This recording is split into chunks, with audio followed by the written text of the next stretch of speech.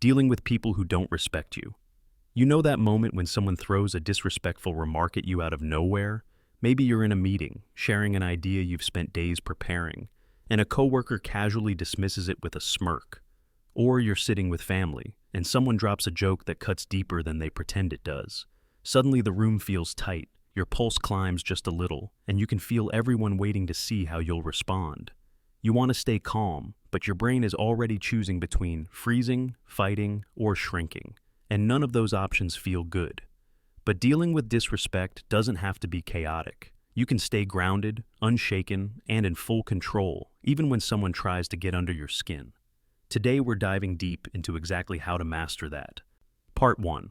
Understanding the psychology of disrespect.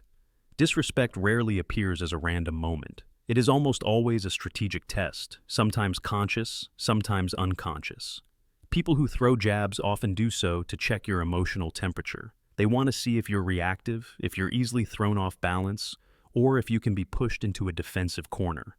The reality is simple. People test your boundaries long before they try to break them. And the first test usually comes in the form of a subtle insult disguised as a joke, an unnecessary correction, or a passive-aggressive comment delivered with an innocent face. And here's the deeper truth. Disrespect is often rooted in insecurity. When someone feels threatened, socially, intellectually, or emotionally, they look for ways to pull others down so they feel taller. If you appear confident, calm, or competent, they may unconsciously try to destabilize you. They want to see a crack in your armor.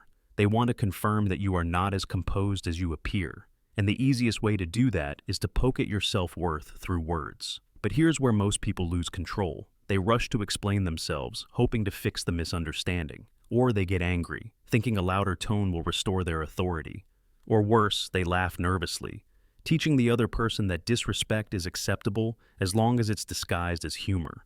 Each reaction gives the other person information about your emotional triggers. That's why understanding the psychology behind disrespect is the first step. Once you realize that these comments are tests, not truths, you stop reacting and start observing. Part 2. The power of silence and presence. One of the strongest responses to disrespect is not a clever comeback. It is not a burst of confidence or a dominant speech. It is silence. Silence is psychological pressure. It forces the other person to confront the weight of their own words. When someone throws a disrespectful comment your way, and you respond with nothing, no anger, no explanation, no defensiveness, you force them into a position where they must sit with the discomfort they created. But silence alone is not enough. What truly gives silence power is presence. The presence is in your posture, your eye contact, your breathing, and the calm certainty in your expression. Imagine someone says something like, "Wow, you really didn't think that through, did you?" Most people panic. They rush to defend themselves. But a person with strong inner presence simply looks at the speaker, pauses for a moment, lets the weight of silence settle, and then continues speaking as if the disrespect was too small to acknowledge. This type of presence communicates a message without words. Your comment has no impact on me. And when someone's attempt to provoke you fails, they experience an uncomfortable realization. They cannot access your emotional world. You become unpredictable, unreadable, and unshakable. Presence is not about intimidation. It's about stability. It's about choosing not to bend every time someone pushes. When people see that you cannot be rattled, they stop testing you, because disrespect only continues when it succeeds. Part 3. The cold smile and the elegant pivot. One of the most elegant techniques for dealing with disrespect is the cold smile and pivot. A cold smile is not warm or friendly. It's a controlled, subtle expression that communicates two things. You saw the disrespect, and it didn't bother you. It's a quiet rejection of their attempt to get inside your head. Imagine a colleague says, "You really think that plan will work?" Interesting. Instead of explaining your idea or trying to convince them you're competent, you simply offer a small, calm smile, not mocking, not emotional, just a sign that their words did not land. Then you pivot. You shift the direction of the conversation entirely. You continue your point. You ask someone else a question. You move forward as if their comment was nothing but background noise. This pivot is powerful because it refuses to give the disrespect space to grow. Disrespect needs energy, attention, and reaction to survive. When you starve it, it dies. When you pivot, you show complete emotional autonomy. And emotional autonomy is intimidating. It signals that your internal state is not up for negotiation. The cold smile and pivot create a strange effect. The person who tried to provoke you suddenly becomes the one who feels awkward. They expected conflict, validation, or emotional payoff. Instead, they receive nothing. And then nothing is more psychologically destabilizing to someone who seeks control. Part 4. Mastering emotional neutrality. One of the most important skills you can develop is emotional neutrality. Emotional neutrality does not mean being indifferent or numb. It means having a stable inner center that cannot be manipulated by someone else's behavior. When someone disrespects you, your nervous system naturally wants to react. It wants to defend itself, protect identity, and restore balance. But reacting immediately almost always gives power away. Emotional neutrality teaches you to pause, to analyze before responding, to evaluate the intention behind the comment rather than the comment itself.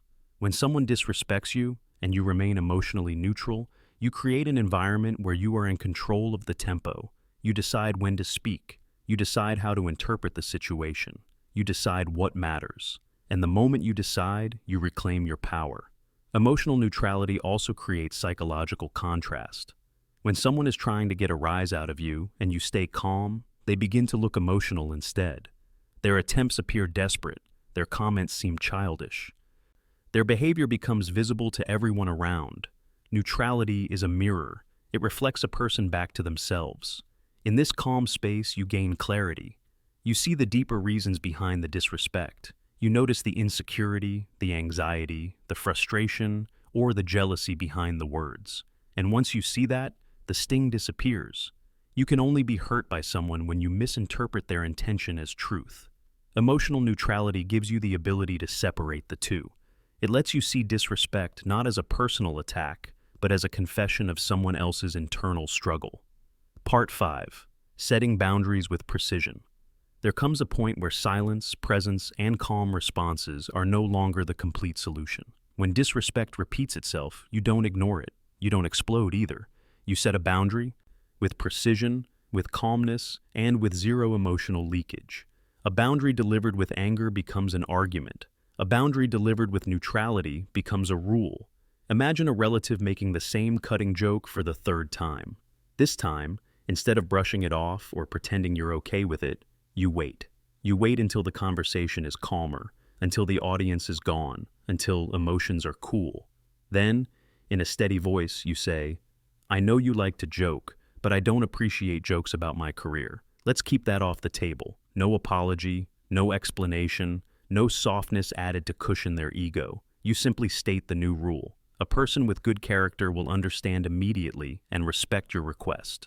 A person without good character will get defensive or irritated, revealing exactly the kind of person they are." Boundaries are more than lines. They are filters. They show you who deserves access to you and who doesn't. They organize your social world. They protect your inner world. And most importantly, they teach others how to treat you by demonstrating how you treat yourself. Boundaries are not threats. They are standards. And when your standards become clear, people adjust, or they walk away. Both are victories. Part 6. The strategic exit, a silent power move. Sometimes the most powerful response is absence. Leaving, not dramatically, not angrily, but intentionally, is the moment you reclaim your autonomy. Walking away sends a message stronger than any comeback ever could. It communicates, "This environment is not worthy of me." No shouting, no accusations, no trying to teach them a lesson, just a simple, graceful exit. You finish your drink, you stand up calmly, you smile politely, and you leave. The beauty of the strategic exit is that it protects your peace without harming your dignity. When you walk away, you teach people that access to you is conditional. It's earned, not given. And the moment someone no longer respects the privilege of your presence, you withdraw it. And something interesting happens when you do this. The room feels your absence. People remember how you held yourself. They remember your calmness. They remember how the disrespect bounced off you. Even those who stayed silent observe the situation and silently shift their perception of you. Walking away is not weakness, it's self-worth in motion. Part 7. Reframing the insult, the highest level of mastery.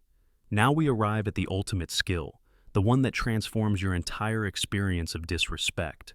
It's not a technique, it's not a gesture, it's not a clever phrase. It's a mindset shift so powerful that it makes disrespect lose all meaning. An insult is never about you. It is always a confession. When someone mocks your ambition, they're revealing their fear of their own stagnation. When someone belittles your achievements, they're exposing their discomfort with their own lack of progress.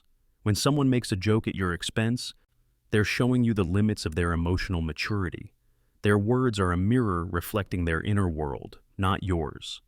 Think of someone with jaundice saying, "You look yellow." You wouldn't argue, you wouldn't be offended, you would understand that they see the world through their condition. Disrespect works exactly the same way. People speak through the filter of their insecurities. And once you truly understand this, something incredible happens. Their insults stop landing, because you see them not as weapons, but as data. Every insult becomes a window into someone's fear, pain, or jealousy. You stop feeling attacked, and you start feeling informed. You become the observer instead of the target. And when you observe instead of react, you gain complete immunity. Not because you're untouchable, but because you understand the game too clearly for anyone to manipulate you. Part 8. Practicing calm responses until they become natural. Calmness is not a trait, it's a trained skill. You don't wake up one day magically unbothered. You become unbothered through practice. Start with small things: a rude tone, a dismissive sigh, an unnecessary comment. Practice breathing before reacting. Practice the cold smile in the mirror. Practice the pivot. Practice saying less. Practice saying no. Practice walking away. The more you practice, the more automatic these responses become. You don't force calmness anymore, it becomes your default state. People sense it when you walk into a room. They sense your groundedness, your lack of insecurity, your quiet confidence. And ironically, this calmness reduces the amount of disrespect you encounter. People rarely pick fights with someone who radiates inner authority. They can feel the difference. Calm people are powerful, not because they dominate others, but because they are not dominated by others. Finally, the freedom of becoming untouchable. The goal is not to win arguments, deliver perfect comebacks, or outsmart disrespectful people. The goal is to reach a point where their words, gestures, and opinions simply do not matter. When someone tries to provoke you and you remain calm, composed, and unmoved, you experience a kind of psychological freedom most people never reach. You stop replaying conversations in your head. You stop trying to prove yourself to anyone. You stop tying your self-worth to other people's reactions. You become untouchable, not because you are hard or cold, but because you finally understand that disrespect is never a reflection of you. It is always a reflection of them. And once you truly see this, something profound happens. There is no fight left, no battle to enter, no insult to defend, just peace. Unshakable, quiet peace. That is the real power. That's all for today. I'll be making similar videos in the future. Subscribe to see them.